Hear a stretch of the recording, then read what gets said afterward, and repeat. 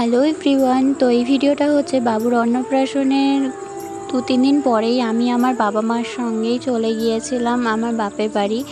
আর মনটা একটু খারাপ ছিল কারণ বাড়িতে সবাই রয়েছে, তারপরেও আমি কী জন্য চললাম। আসলে আমার মনটা বেশ ভালো লাগছিল না, বেশ অনেক দিন যাইনি। আসলে আমি আতুর পেরোতে না পেরোতেই আমি আমার শ্বশুরবাড়ি চলে এসেছিলাম 21 দিন পরেই। তো ওই জন্য অনেক দিন যাওয়া হয়নি। তো এই দেখো আমাদের মাচা মানে নদী পেরোতে হচ্ছে, এটা লোবা। তো তোমরা অনেকেই লোবা মায়ের মন্দির আসো, আমিও অনেকবার গিয়েছি।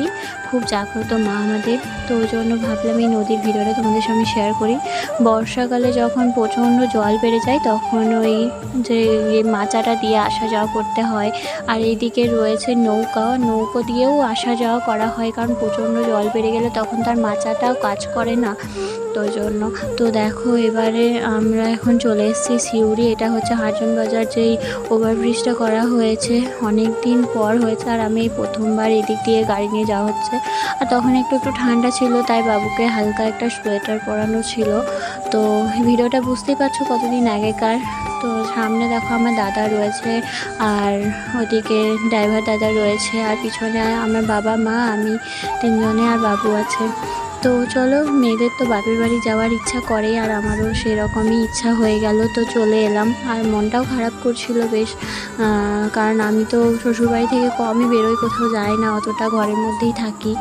তো বাড়ি এসে পরে দেখো সব কিছু গোছানো হয়নি, তারপরেও আমি কিন্তু চলে এসেছি আমাদের ফুল বাগান সরি, এটা হচ্ছে আমাদের সবজি বাগান। আমার বাবা মানে সব কিছু সবজি লাগায়। এখানে দেখো লাল শাক, পালং শাক, কলমি শাক, তারপরে রয়েছে এখানে পুঁই শাক, অনেক কিছু শাক লাগায় বাবা। কলা গাছ আছে, এদিকে লেবু গাছ, ক্যাপসিকাম গাছগুলোতেও ক্যাপসিকাম ধরেছে ছোট্ট ছোট্ট, এটা লেবু গাছ।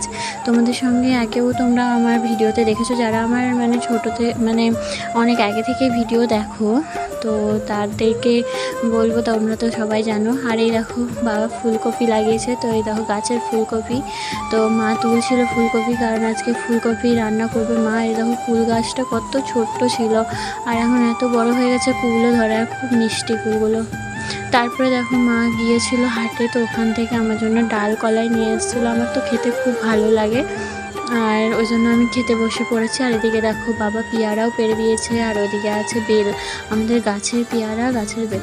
তো এদিকে দেখো আমি কিছু গোছানো হয়নি, আর এদিকে বাবু কিন্তু আমার বাবার সঙ্গে ঘুরে বেড়াচ্ছে। তো চলো সব কিছু গুছিয়ে নিই। তারপরে দেখো বাবুকে স্নান করিয়ে আমি নিজে স্নান করে দেখো খেতে বসে পড়েছি।